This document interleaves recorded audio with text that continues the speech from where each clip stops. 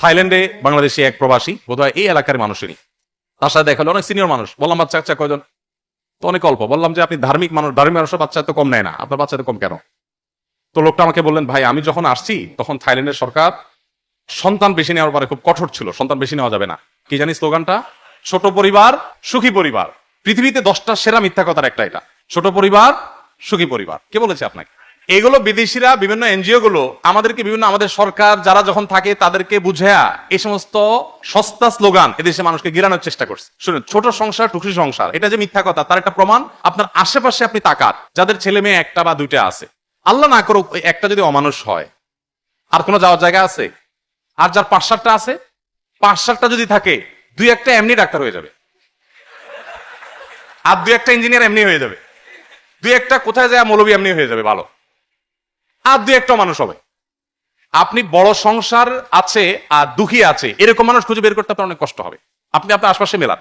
তো যাই হোক, তারা তাদের এই সমস্ত নিজেদের আইডিওলজি, নিজেদের বানানো আইডিওলজিকে ইমপ্লিমেন্ট করে তার কুফল তারা ভোগ করছে।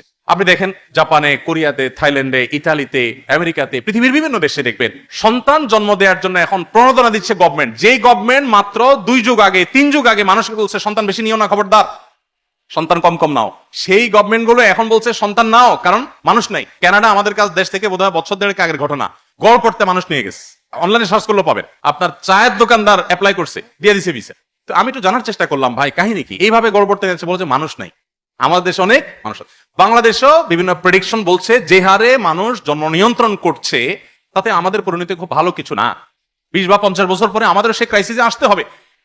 এখন আপনি দেখেন উন্নত দেশগুলোতে প্রথমত বিয়েই করতে চায় না, সন্তান জন্মের হার নানাভাবে কমছে, শুধু এক কারণে না, তাদের এই সমস্ত সংস্কৃতিগুলোর যে কুফল আছে সেগুলো আমরা আলোচনাও করি না, সেগুলো আমাদেরকে আলোচনা করতে দেওয়া হয় না, নানাভাবে সেগুলো আমাদের সমাজে পুশ করা হয়।